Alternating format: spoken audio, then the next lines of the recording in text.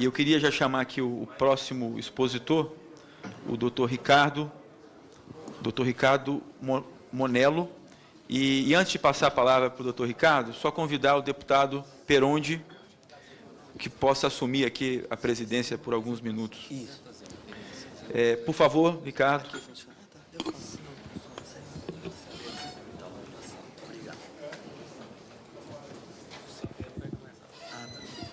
Bom dia a todos, senhores, senhoras. Inicialmente, eu cumprimento o presidente da mesa pela condução dos trabalhos. Cumprimento cada um dos senhores, senhoras, deputados, parlamentares aqui presentes, os demais expositores, que trocaremos aqui as nossas posições. E cumprimento de modo muito especial os representantes das organizações da sociedade civil, que aqui se fazem presente e que muito fazem, não só na representatividade, mas no dia a dia das suas organizações. É uma honra poder representá-los nesse momento. É uma honra estar aqui nessa casa que representa a casa do povo brasileiro, onde temos a oportunidade de discutir o desenvolvimento do país e aqui o resguardo daquilo que é essencial para esse desenvolvimento e o crescimento da população. Parabéns aos deputados que trazem ao debate esse assunto tão relevante e que poucas vezes tivemos uma oportunidade tão rica de trazer aqui em detalhes as informações do movimento da filantropia ou das entidades beneficentes. E aí eu faço coro com o que disse o doutor Claudemir, que me antecedeu, da Receita Federal, dizendo desses benefícios ou da renúncia tributária, que ela se faz presente no texto constitucional, porque essas organizações estão presentes em lugares em que o próprio Estado não está. E eu tenho muito orgulho de estar aqui falando dessas entidades por alguns aspectos. Primeiro, pela oportunidade de esclarecer em que muitas vezes encontramos na mídia, em espaços diversos, a utilização indevida, talvez por desconhecimento, de expressões que tentam desqualificar indevidamente o trabalho dessas entidades. E eu falo com muita tranquilidade, porque filantropia é amor à humanidade, ao próximo, caridade, e a beneficência que estamos tratando aqui é, acima de tudo, essa filantropia feita de modo profissionalizado. Eu tenho a satisfação de poder tratar desse assunto, senhores, porque se eu estou aqui hoje, nesta casa do povo brasileiro, eu tenho que agradecer que há mais de 40 anos atrás, eu tive uma oportunidade na vida, uma família de 5 filhos e um pai profissional da contabilidade, ter recebido uma bolsa de estudo e conseguir estudar numa escola filantrópica. E também hoje, tendo a possibilidade de retribuir isso como voluntário de algumas organizações. Vale frisar que o texto original da PEC, que se apresenta e que aqui é objeto de discussão, já delineou pela cabeça do Executivo os caminhos necessários para o ajuste das contas. E nem lá veio tamanha violência com a pretensa supressão de direitos dessas entidades, mas não só com as entidades, com as pessoas que por elas são atendidas diariamente. E essas entidades, caso percam as suas imunidades, serão centenas, milhares de escolas, hospitais, universidades, centros sociais e de atendimentos a vulneráveis que correrão riscos e colocarão mais pessoas que já estão em situação de risco a perder os seus atendimentos. Milhares de pessoas poderão perder o atendimento digno e humanitário realizados pelas nossas entidades. Ou seja, aquilo que está em risco nas entidades pode resvalar para a rede pública, a rede socioassistencial pública, que já apresenta dificuldades e vulnerabilidades. Ou seja, pode-se levar a um caos, uma calamidade social total. Portanto, é importante falarmos das entidades, mas, acima de tudo, das pessoas que elas atendem, famílias, trabalhadores, seus filhos e os milhões de atendimentos.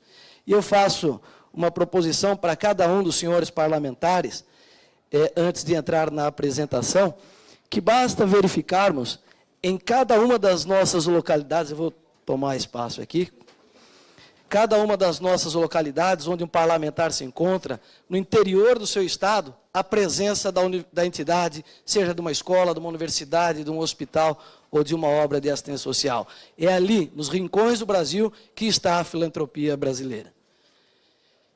E por que esta imunidade que o Dr. Claudemir nos trouxe? Não é simplesmente uma análise pontual de um parágrafo do artigo constitucional. O que os constituintes fizeram em 88 foi trazer ali como instrumento de viabilização de fundamentos da República, como a cidadania, a dignidade da pessoa humana, através de algum mecanismo, que é o que veremos. Se consegue, através do trabalho das nossas entidades, atingir os objetivos fundamentais da República, como a sociedade justa, solidária, o desenvolvimento nacional. Não se fala em desenvolvimento sem inclusão, sem educação, sem proteção social. E a promoção de todos e ainda erradicando a miséria e a pobreza. De modo que aquele artigo da Constituição que trata da imunidade das nossas instituições objetiva, mais que tudo, dar ao contexto da ordem social o acesso aos mínimos sociais, aos direitos sociais. Então, ao analisarmos o porquê existe essa desoneração aqui já apresentada, é lembrar que a sua finalidade, a finalidade da norma institucional, constitucional, é dar a efetividade de direitos. E ainda que a Constituição chame de isenção, estamos diante de uma norma de imunidade, como assim já é reconhecido. Agora, as entidades beneficentes de assistência social, atendidos os requisitos em lei. Ou seja, são entidades que já trabalham num ambiente regulamentado. É muito importante, senhores e senhoras, que façamos uma distinção das entidades do terceiro setor, das entidades beneficentes, dos demais setores. Nós estamos aqui falando de entidades em que toda a sua receita, toda a sua despesa, todo o seu patrimônio, ele é vinculado ao desenvolvimento das suas finalidades. Diferente de uma empresa que pode atuar até na educação e na saúde, por exemplo, as entidades beneficentes não têm sócios. Elas existem essencialmente para redistribuir os serviços aos próprios assistidos. Esse conceito tributário é muito importante para que não se caia em falácias de que o uso indevido da imunidade ou que a imunidade aumenta o patrimônio de algumas pessoas. Portanto, à medida que não se dá a distribuição de lucros e resultados, o valor da desoneração, como bem disse o representante da Receita Federal, ele promove a redução de custo do próprio serviço prestado e é devolvido à população através do seu serviço. E para que isso existe? Para dar efetividade àqueles direitos sociais que mostramos desde o preâmbulo da Constituição, artigo 1º, 3º, 5º e 6º. Mas o que quis o Constituinte à época? Um modo de financiamento, um modelo que operacionalmente viabilizasse e não onerasse as organizações. Por quê? Porque elas fazem serviços que o Estado tem obrigação de prestar. E isso, a imunidade, quando falamos, não é simplesmente uma renúncia fiscal, me permita aqui, doutor Claudemir, ela é o ponto central da sustentabilidade de uma organização. Da mesma forma como mencionamos aqui, as preocupações com o MEI, com o Simples, se sabia à época o que aquilo impactava no fluxo de caixa de uma instituição. Então, ele permite o acesso a esses direitos. E o doutor Tomás aqui, no amigo, ele assim fala, que a imunidade não beneficia a instituição, e sim a população carente que ali busca o seu apoio. A entidade tem nessa imunidade, então, a parceria de modo complementar nas políticas públicas, e em especial aqui a saúde, a educação e a assistência social, através do SUS, dos programas do MEC e do SUAS. Então, ou seja, a perda da imunidade, no modelo como ela está, acarreta em problemas operacionais muito graves para as instituições. Nós não podemos imaginar um modelo em que a entidade eventualmente tenha que pagar, desembolsar e qualquer outra forma posterior de compensação, porque ela não tem essas margens e os seus serviços não computam esses valores. Então, um ponto importante, inúmeras vezes encontramos na mídia de modo geral, de que essas entidades não fazem o que devem ou que estão soltas sem controle, não é uma verdade. Não é verdade porque eu, como profissional da contabilidade e direito, posso testemunhar aqui, poucas grandes empresas do Brasil têm um ambiente tão altamente regulamentado como as entidades beneficentes. Poucas empresas, inclusive instituições financeiras, têm um cronograma de prazos, órgãos regulamentadores, como as entidades beneficentes. E tudo isso, além de estar regulamentado em lei, nós temos coisas ali nos dispositivos que vão dos requisitos, o perfil do usuário, não é qualquer um que é atendido, a lei ali estabelece. Então, nós temos todo um processo da certificação e da isenção tributária, além de um ambiente de controle interno que poucos negócios, poucas atividades do Brasil têm, que vai desde os ministérios, tribunais, ministérios públicos, Receita Federal, entre outros. E eu trago aqui um ponto fundamental na reflexão, que eu tomei o cuidado de enviar à Secretaria da Comissão e também o Fórum Nacional das Instituições Filantrópicas, que aqui está presente, preparou. É uma pesquisa que demonstra claramente a contrapartida do setor filantrópico para o Brasil, onde fica claro que as entidades dão muito mais do que recebem e transformam a sociedade. E aí nós vemos, partindo aqui, o doutor Claudemir trouxe dados um pouco mais recentes, mas a base de 2014, essa pesquisa vem sendo atualizada, então nós tínhamos, em 2014, uma receita previdenciária de 348 bilhões, e as nossas entidades, a isenção custavam cerca de 3%. É importante mencionar, no material do doutor Claudemir, estava em 4%, mas nós temos que lembrar que as entidades tiveram uma manutenção dos empregos e da força de trabalho ao longo desses anos de crise que o Brasil vem passando.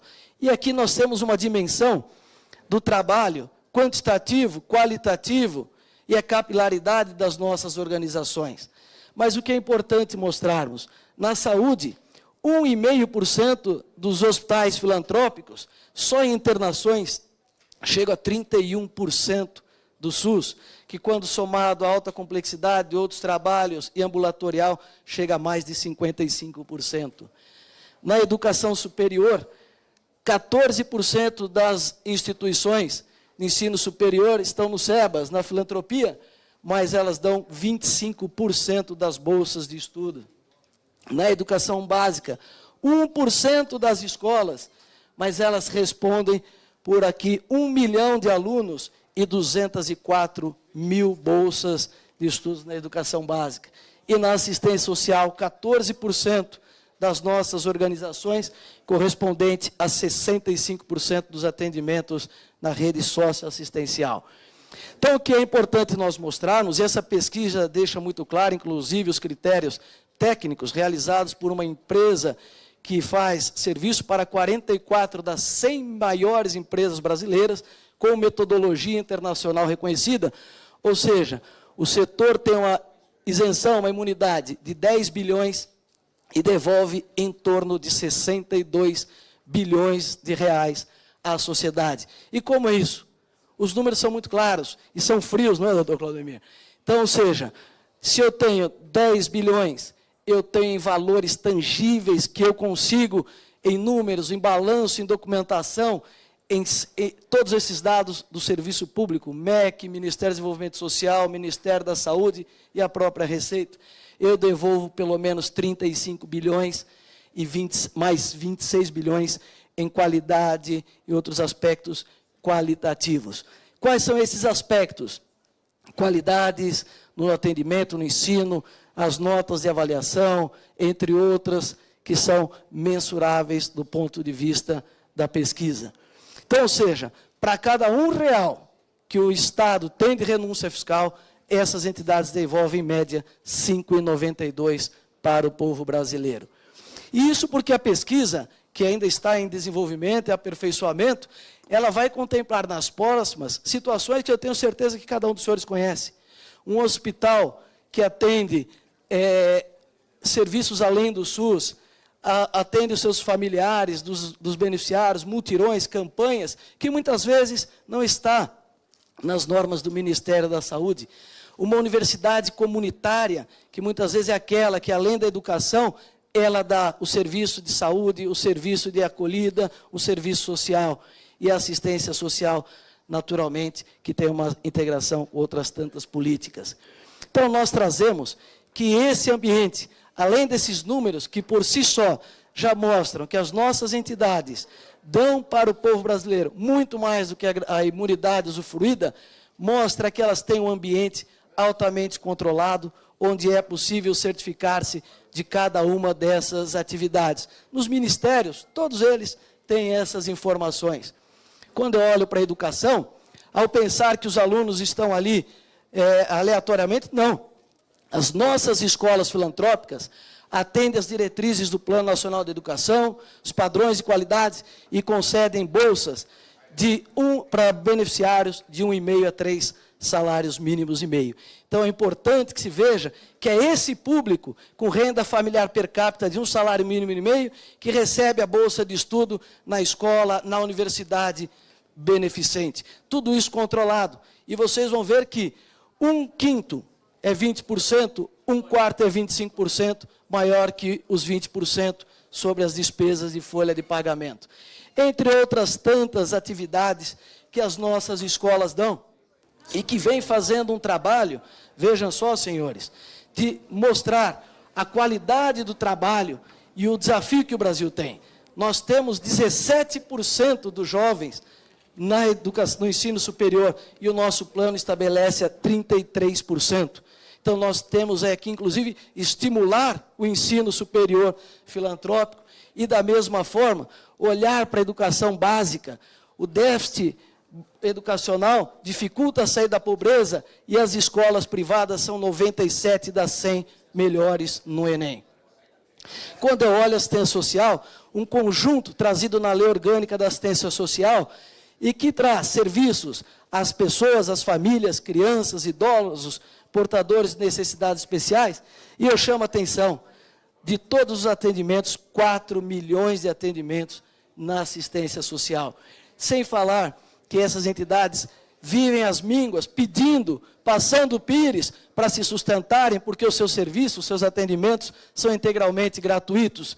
Inclusive, muitas das pessoas, que é pauta desta discussão aqui nessa casa, que recebem o benefício de prestação continuadas, para terem um mínimo de dignidade humana, ainda se socorrem das entidades de assistência social.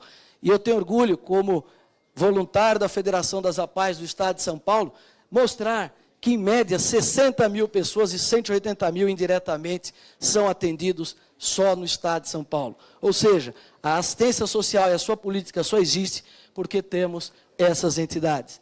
E isso se dá nas nossas entidades de forma melhor que no serviço público, porque nós temos, para esses serviços, profissionalização, gestão de processos e do atendimento, e a desoneração possibilita o uso racional e adequado dos recursos.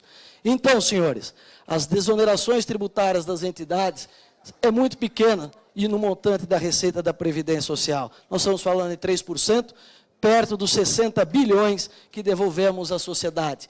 Esses valores, então, são baixos perto do benefício. E a manutenção dessa filantropia garante que milhões de atendimentos às pessoas e famílias, gerando empregos, contribuindo com o desenvolvimento da economia, a sociedade e do próprio país. Além disso, o que é possível fazermos para aprimorar o ambiente das nossas organizações? Aprimorar, sim, a prestação de contas, com o uso de recursos existentes, como o bom controle externo e a fiscalização, como já dispõe através da Receita, dos tribunais de contas, entre outros órgãos. Melhorar no ambiente regulatório, valorizando as boas práticas, muito que já se construiu aqui, com alguns deputados que aqui estão, desde a Lei 12.101, em 2009. Agora, é fato, senhores, além da manutenção da imunidade, essas entidades, como vem se preocupando o governo com as empresas, precisam de simplificação, desburocratizar, ter apoio para que possam fazer mais com os seus recursos. Enfim, reconhecer quem faz e faz bem feito.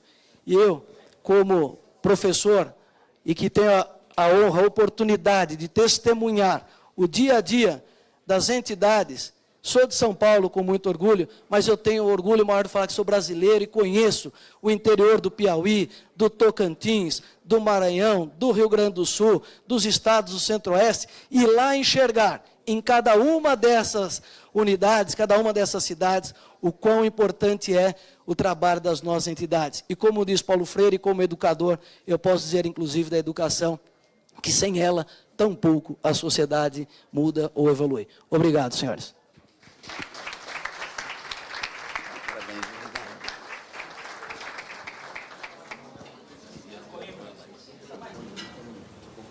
Perdão, doutor Ricardo Monello. Presidente, primeiramente eu reitero o agradecimento pela oportunidade de estar aqui, compondo essa mesa, e nos 10 minutos aí que me sobram, tentar trazer algumas respostas para tantas coisas que foram apresentadas. Parabenizo aos parlamentares pelas contribuições e também a alegria de ver que, independente do partido, essa casa tem consciência da relevância e da importância da universidade, da escola, do hospital e da obra assistencial filantrópica. Infelizmente, o nobre relator, o deputado Arthur Maia, não está aqui, e é justamente quem reiteradamente vem se posicionando contra, principalmente, a educação filantrópica, e aí realmente fez as suas colocações, e aqui eu quero trazer. Mas eu fico também contente que, apesar do deputado não estar aqui, temos aqui o sistema que está gravando, e eu tenho certeza que ele poderá assistir e compreender o porquê que a educação faz parte do contexto da assistência social e se integra à Seguridade Social. E também ouvir dele que não é contra as entidades, já fica um alento, porque compreendendo de modo mais claro o papel das nossas escolas, com certeza vai pensar e não trazer para o texto da sua relatoria qualquer pretensão nesse sentido. E ao falar da educação como integridade dentro da Seguridade Social, é importante que nós façamos uma leitura não só da Constituição, mas da Constituição e de algumas leis que são importantes para disciplinar não só a assistência, mas toda a proteção social que o Brasil construiu desde 88. E quando nós olhamos a Constituição, corremos o risco de cometer esses erros à medida que olho simplesmente a literalidade de um artigo, de um parágrafo ou de um inciso. E o Supremo Tribunal Federal se posicionou sobre o alcance da assistência social na Constituição, mas ele também nos ensina outra coisa, que a Constituição da República, ela deve ser analisada de modo conjunto, integrado, sistêmico. Ao entender por que temos algo num artigo, eu tenho que entender por que em outro artigo aquele direito ou aquela situação foi pré-concebida. Então nós devemos aí voltar que a educação, deputado, na verdade é o começo de tudo. Porque é por meio dela que a pessoa tem a dignidade e que ela poderá exercer a cidadania para que possa depois exercer outros direitos que a Constituição prevê. E deixar de exercer alguns que pela situação de miséria ela exerceria. Um outro aspecto, olhando ainda pela ordem social.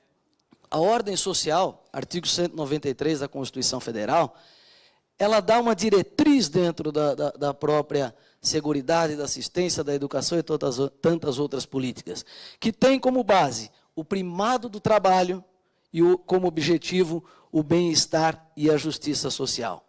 Se prevendo aqui o quê? Além do trabalho, o acesso ao direito para que as pessoas tenham, exercendo seus direitos, ter o bem-estar e a justiça social. E aí vamos no próprio preâmbulo da Constituição, e isso parece um pouco técnico demais, cansativo, mas é fundamental, porque é lá que os senhores vão recuperar o que os constituintes instituíram como o Brasil um Estado democrático de direito, que se destina a assegurar o exercício dos direitos sociais e individuais, a liberdade, a segurança, o bem-estar, o desenvolvimento, a igualdade e a justiça. Indo mais adiante, nós percebemos que outros dois aspectos, que eu já falei na minha apresentação, no artigo 1º, são os fundamentos da República do Brasil, que é a cidadania e a dignidade da pessoa humana. E aí, para se obter a dignidade e exercer a cidadania, é ter e permitir o acesso aos direitos. E talvez os principais direitos estejam esculpidos no artigo 5º e no artigo 6º, que são os direitos sociais. No caput do artigo 6º, nós vamos encontrar que os direitos sociais são a educação como primeiro grande artigo. Ou seja, pela sistemática da Constituição, ela é um direito social. É tratada com destaque por já começar como o primeiro grande elemento da assistência à sociedade. Bom, o que nós também temos que olhar é a leitura conjunta dos demais artigos da ordem social. E aí nós começamos que a assistência social, no 203, tem ali os seus objetivos, que não se encerram por aquilo que está contido naquele texto. É aquilo que prima, que o Estado democrático de direito, o Estado brasileiro deve primar. Ou seja, qualquer ação que promova a proteção social deve seguir aqueles objetivos, que é proteger a família, a maternidade, a infância, a adolescência, a velhice, amparar crianças e adolescentes, promover a integração ao mercado de trabalho e habilitação e reabilitação. Indo mais adiante, sem exigir muita reflexão técnica, senhor presidente, qualquer cidadão comum vai na leitura do artigo 205, ainda neste título, encontra a educação, direito de todos e dever do Estado e da família, que será promovida e incentivada com a participação da sociedade, visando ao pleno desenvolvimento da pessoa, seu preparo para o exercício da cidadania e a qualificação para o trabalho. Ou seja, não existe uma educação que não sirva para que as pessoas sejam dignas como pessoas e que exerçam seus direitos plenamente à cidadania e sejam preparadas para o mercado de trabalho. E é isso que está como objetivo na própria Constituição, no artigo 203, combinado com o 205. Indo mais adiante, para subsidiar o nobre relator, é imperioso que ele observe na reflexão outros dispositivos que foram construídos por diversos governos há muitos anos. E aí vale mencionar a Lei Orgânica da Assistência Social, 8.742, de 93, a Lei de Diretrizes e Bases da Educação e a lei que disciplina as entidades beneficentes de assistência social. O que é que nós enxergamos de muito relevante nessas leis, no conjunto de normas? Que a educação promove a assistência social, a proteção social, não somente o projeto social, na medida em que retira a criança e o adolescente em situação de risco e vulnerabilidade da rua, atuando de forma direta na proteção também da família desta criança, desse adolescente, desse jovem que é ingressado no ambiente pedagógico e escolar. Então, educação é forma de promoção social. E indo na leitura da Lei Orgânica da Assistência Social, no seu artigo 2º, nós vamos ver que a assistência social, também naquela lei ordinária, tem por objetivos defesa de direitos, que visa garantir o pleno acesso aos direitos no conjunto de provisões socioassistenciais. Portanto, em relação à dúvida que para mim é totalmente descabida, a educação se insere como política pública dentro da assistência social e deve atuar de forma a garantir a inserção da pessoa em situação de risco e vulnerabilidade. O deputado também trouxe as questões da preocupação com o julgamento do Supremo Tribunal Federal. Ora, o Supremo nada mais fez do que reconhecer aquilo que a Constituição fez e estabeleceu. Eu não posso suprimir um direito da entidade porque o Supremo Tribunal Federal agiu conforme a Constituição determinou. E o que o Supremo estabeleceu? Que os requisitos para a imunidade devam ser veiculados por lei complementar. Nada mais do que isso. Então, o que precisa, senhores deputados, é que esta casa através de uma proposta de lei, projeto de lei, estabeleça a lei complementar os requisitos da imunidade. De modo que não há prejuízo à fiscalização. O regime tributário de fiscalização, de acompanhamento de qualquer contribuinte, está no Código Tributário, na Lei do Imposto de Renda, do Regulamento da Previdência Social. E a Receita Federal tem os mecanismos para tal. E a questão da Previdência não está falida pelas entidades. Ninguém fale quando a entidade recebe 10 e devolve 60. Está falida por falta, como foi visto aqui, de um financiamento adequadamente alocado, inclusive de outras contribuições sociais. E o deputado pergunta, deputado Valdir, né, o que acontece se essas entidades têm outras fontes de renda? Eu digo, deputado, não tem. Não tem porque hoje qualquer mercado que está cobrando já está apertado. Então, se perdermos a contribuição, a imunidade das contribuições sociais, isso impacta direto no preço, com todo o custo sobre a folha, fora COFINS, que é sobre o faturamento, que, diga-se de passagem, há projetos para aumentar. E isso vai onerar o serviço educacional, vai ficar caro para a classe média, vai excluir alunos, vai gerar desemprego e, obviamente, vai acarretar, por fim, fechamento de inúmeras instituições. Então, já encerrou? Eu encerro aqui dizendo que os senhores têm em mãos a possibilidade de trazer uma compreensão para esta casa e para outros que eventualmente tenham dúvidas, que a educação, ela faz parte do contexto da assistência social, à medida que aquele que é atendido também pela educação, ele lá na frente não vai precisar de um benefício da assistência social, vai estar preparado para o trabalho, para o empreendedorismo. Então, não mexa no Brasil que dá certo. E a sugestão é, mantenha a proposta, como veio do Planalto, de não mexer com o direito das entidades beneficentes. São as minhas considerações, presidente. Bem, obrigado, doutor Ricardo.